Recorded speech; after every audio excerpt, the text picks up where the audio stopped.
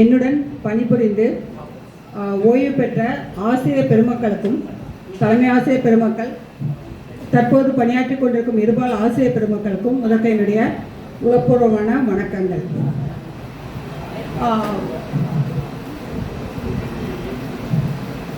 அதாவது எப்படின்னா, இப்போ நிறைய பேர் இப்போ பேசிட்டாங்க. மிஸ் எல்லாம் பூபதி மிஸ் எப்போதுமே பிற்பப்பட்டு வருவாங்க. சரி, நம்ம கையில் மைக் எப்போதும் பிடிச்ச ஆள் தானே, நம்ம பேசிடலாம் அப்படின்னு நினச்சி வந்தேன். பட் கொஞ்சம் என்னமோ சொல்லுவாங்க. நான்லாம் சின்னல பேசுகிறப்ப மேடையில் ரொம்ப வீரமாக பேசுவேன். உள்ளே பார்த்தீங்கன்னா கால் ஆடிட்டு இருக்கும். அப்படி தான். அதாவது 8th சின்ன மாணவ பருவத்தில் சொல்கிறேன். அப்புறம் அவங்களாம் பேச ஆரம்பிச்சதா சின்ன ஒரு நோட் பேடை எடுத்து எழுதிட்டே இருந்தால் அதுக்குள்ளே டக்குன்னு கூப்பிட்டுட்டாங்க. இப்போ நம்முடைய ஏன்னா மிகப்பெரிய இப்போ சாரெலாம் பேசி முடிச்சப்பறம் நம்முடைய ஏயோ ஐயா நம்ம வெங்கட பெருமாள் சிம்மக்குறோன்னு எல்லாருமே சொல்லிட்டாங்க. ஸோ அவங்க முன்னாடியெல்லாம் பேசுகிறப்ப நான் பேசுகிறது எப்படின்னா கொல்லன் பட்டறையில் ஊசி வைக்கிற மாதிரி இருக்குது அப்படின்னு நான் ஃபீல் பண்ணுறேன். பட் இருந்தாலும் எப்படி இருந்தாலும் நம்முடைய சரக்கு நமக்கு இருக்கும் இல்லையா. அங்கே சார் இப்போ சொல்கிறத விட நான் இப்போ இருக்கிற தலைமை ஆசிரியர் நம்ம கல்வியை ஓய்வு பெற்ற கைவேல சொன்னாங்க. என்ன வார்த்தை சொன்னாங்க அப்படின்னா, நீங்கள் நல்ல கவிதை எழுதுவீங்கல்ல, ஏன் உங்கள் கவிதை அப்படின்ற மாதிரி சொன்னாங்க. போன வாரம் அவங்க குமார் சார் அவருமே அதே வார்த்தையை சொன்னார்.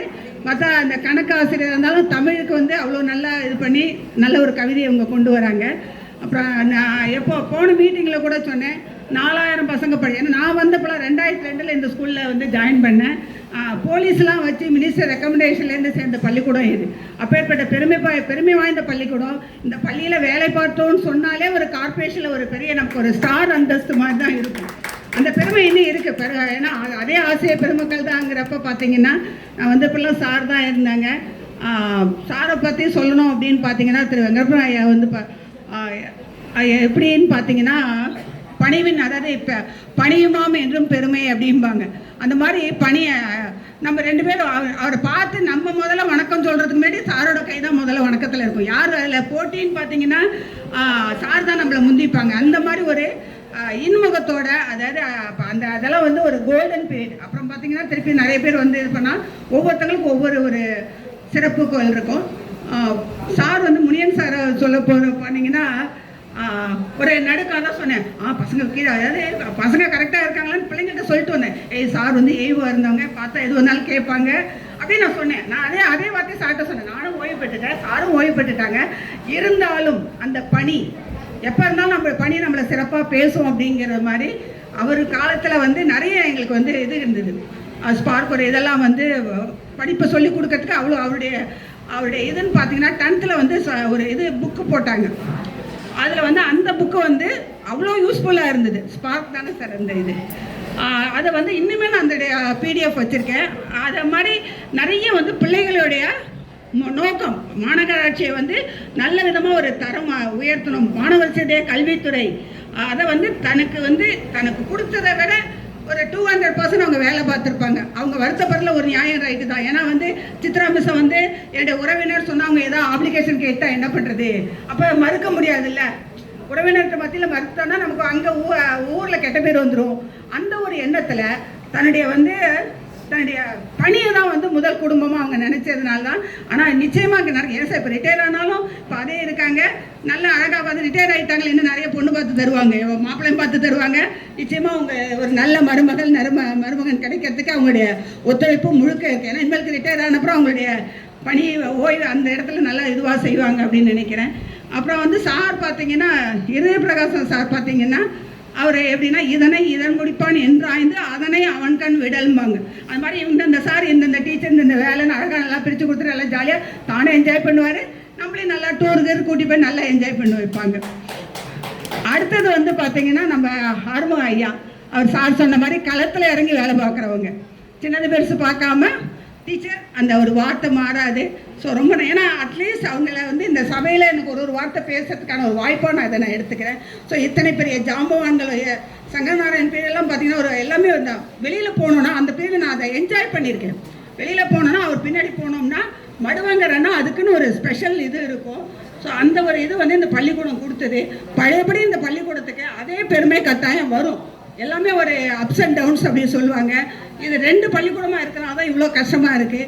ஸோ அந்த ஸ்ட்ரென்த்துக்கு காரணம் திருப்பி பழையபடி அதே இது வர்றதுக்கான வாய்ப்பு இன்னும் நிறையாவே இருக்குது. இப்போ அடுத்தது வந்து பார்த்தீங்கன்னா 30 வருஷங்கள் பணிபுரிந்து ஓய்வு பெற்றிருக்காங்க நம்ம சித்ரா அவர்கள். அவங்கள பற்றி நிறைய பேர் நிறைய விஷயங்கள் சொல்லியிருக்காங்க. நான் சொல்கிறதுன்னா என்னுடைய தோழி, முதல்ல ஆசிரியை என்பதை விட என்னுடைய தோழி அப்படிங்கிறது தான் வந்து நல்லா வந்து சகஜமாக பழகுவாங்க, ஒரு உண்மையான தோழியாக இருப்பாங்க. ஏன்னா இந்த காலத்தில் நட்பு கிடைக்கதான் ரொம்ப கஷ்டமான காரியம் இல்லையா? நான் அந்த நட்பை வந்து உண்மையாக அவங்க வீட்டு காரியத்துக்கு எல்லாமே நான் வந்து நல்லதுக்கு நான் போய் பார்த்துருக்கேன், பழகியிருக்கேன். ஒரு நல்ல ஒரு ஆத்மாத்மான தோழி. பாரதியார் சொல்வார், ஓடி விளையாடு பாப்பா, நீ ஓய்ந்திருக்கல் ஆகாது பாப்பா, கூடி விளையாடு பாப்பா அப்படின்னு சொல்லுவார். அந்த ஓடி விளையாடு பாப்பாங்கிறப்ப அந்த விளையாட்டுத்துறை, ஏன்னா விளையாட்டுத்துறை தேர்ந்தெடுக்க ரொம்ப கம்மியான இது. ஏன்னா எல்லாருமே எடுத்தால் படிப்பு வேலை கிடைக்கணும்னு பார்ப்பாங்க. ஒரு நல்ல சப்ஜெக்ட் எடுத்து ஒரு நல்ல டீச்சரோ, இப்போல்லாம் டிஎன்பிஎஸ்சி எக்ஸாம் அந்த மாதிரி நிறைய போகிறாங்க. அதில் விளையாட்டுத்துறை எடுத்து அதில் ஒரு 30 வருஷம் பணிபுரிந்து காலையில் எல்லாருக்கும் முன்னாடி வரணும், அப்புறம் எல்லாருக்கும் பின்னாடி போகணும், கிரவுண்டில் தான் இருக்கணும். யாராவது தப்பு பண்ணாங்கன்னா உடனே எங்கே அந்த பிடி மிஸ் எங்கே போயிட்டாங்கம்பாங்க. அவங்க அப்போ தான் சாப்பிட போய் உட்காந்துருப்பாங்க. 1 மணி வரைக்கும் டியூட்டி பார்த்துட்டு எவனாவது மண்டையை உடச்சிட்டா உடனே அடுத்த கேள்வி நம்ம கூப்பிட்றது பிடி மிஸ் எங்கே அப்படிங்கிறது தான். ஏன்னா அந்த மாதிரி மாணவர்களுடைய ஒழுக்கம் வந்து அவங்களுடைய பொறுப்பு வந்து நாங்கள் வெறும் கல்வியை மட்டும் சொல்லிக் கொடுக்குறப்ப மாணவனுடைய உடல் நலத்துக்கும் அவங்க தான் பொறுப்பாக இருந்தாங்க. அப்புறம் நாங்கள் 10th லட்சுமி மிஸ் சொன்ன மாதிரி நாங்கள் 10th இதெல்லாம் எடுக்கிறப்ப பார்த்தா ஒரு கான்ட்ரவர்சி வரும். என்ன காரணம்னா நாங்கள் அனுப்ப மாட்டோம், எங்களுக்கு ஸ்பெஷல் கிளாஸ் இருக்குது, பையன் படிக்கணும், சார் சொன்ன மாதிரி மார்க்கு 100% அந்த ஒரு இதிலே இருக்கிறப்ப அவங்க போய் அவன் அதுதான் ஜாலியாக இருப்பான். ஏன்னா படிக்கவன் நல்லா விளையாட போயிட்டான் அப்படின்னு அவன் வந்து பிள்ளைங்களுடைய மென்டாலிட்டி வந்து விளையாட போகணும் அப்படின்னு இருக்கும். ஆனால் விளையாடி ப்ரைஸ் வாங்கிட்டு வருவாங்க. எதுக்கு எனக்கு தெரிஞ்சு மிஸ்ஸை கூட்டிகிட்டு போய் பள்ளிக்கூட பிள்ளைங்க எல்லாமே ப்ரைஸ் வாங்கிட்டு தான் வரும். அதே அந்த பஸ் ஃபேர்லேருந்து கேட்பாங்க, ஹெச்எம்கிட்ட கேட்டு யார்ட்டே கேட்டு, பசங்களுக்காக கேட்கறதுக்கு அவங்க கூச்சப்படவே மாட்டாங்க. எல்லாத்தையும் கேட்டு பஸ் ஃபேரை பிள்ளைங்களை அவ்வளோ அழகாக தான் பெற்ற பிள்ளைங்க 2ன்னா பெறாத பிள்ளைங்க ஒரு 1000ன்னு சொல்லலாம். இத்தனை வருஷம் சர்வீஸில் அத்தனை பிள்ளைங்களையும் தான் பிள்ளைங்க மாதிரி. ஸோ பிள்ளைங்க வந்து ஆசையை விரும்புறதுங்கிறதே ரொம்ப பெரிய பாக்கியம். அந்த மாதிரி ஒரு நல்ல பணி இருந்து நல்ல விதமாக அவங்க ரிட்டையர் ஆகுறாங்க. அதனால் இப்போ 2 பிள்ளைங்களுக்கு கல்யாணம் பண்ணிட்டாங்க, ஒரு பேத்தி இருக்கிறா. ஸோ அடுத்தது வந்து பேர பசங்க இருந்து சாரோட நல்லா ஒரு சதாபிஷேகம் முடியும், அது நல்லா என்ன கனகாபிஷேகம் வரைக்கும் இருந்து அதுக்கு முதல்ல அவங்களுடைய ஹெல்த்து நல்லா இருக்கணும். ஸோ நல்ல விதமாக தன்னுடைய உடம்பை பார்த்துக்கிட்டே பிடி மிஸ்க்கு நம்ம சொல்ல வேண்டிய அவசியமே இல்லை. ஸோ எக்ஸசைஸ் எல்லாமே நல்லா பண்ணி உடம்பை நல்லா ஆரோக்கியமாக வச்சுக்கோங்க. உங்கள் வீட்டுக்காருக்கு நீங்கள் அப்போ என்னெல்லாம் செய்யலையோ அதெல்லாம் வந்து, ஏன்னா நிறைய வேலை பார்க்குறப்ப கொஞ்சம் அவங்களுக்கு கவனிக்காமல் தான் நம்ம ஓடுவோம். 8 மணிக்கு போகிறப்ப அவங்களுக்கு தட்டில் போடுற அளவுக்குலாம் நமக்கு டைம் இருக்காது. ஸோ நல்லா வீட்டுக்காரர் நல்லா கவனிச்சுக்கோங்க. பிள்ளைங்க அழகாக நல்ல உங்களை ஓய்வு காலத்தை நல்ல விதமாக நல்ல சந்தோஷமாக, பையன் ஃபாரினில் இருக்கான், ஜம்முன்னு போய் ஃபாரினில் போய் ஒரு 6 மாதம் இருந்துட்டு வாங்க, அடுத்த ஒரு பேரனை பேத்தியாக இருந்தால் அங்கே போகிறதுக்கு ஒரு வாய்ப்பு இருக்கும். ஸோ நல்ல விதமாக தன்னுடைய வாழ்க்கையை அது வந்து பணி ஓய்வு அது ஒரு காலம், இது ஒரு காலம். இந்த காலத்தில் நல்லா நம்முடைய எனர்ஜி இருக்கிற பீரியடில் உங்கள் 2 விதம் அதே சமயத்தில் உங்களுக்காகவும் கொஞ்சம் டைம் ஸ்பெண்ட் பண்ணிக்க. உங்களுக்கு என்ன பிடிக்குமோ அதை செய்யுங்க. என்ன ஒரு ஒர்க் இருக்கும், ஏன்னா சும்மா மாதிரி வீட்டில் சோர்ந்து உட்காந்துட்டோம்னா ரொம்ப கஷ்டமாயிடும்.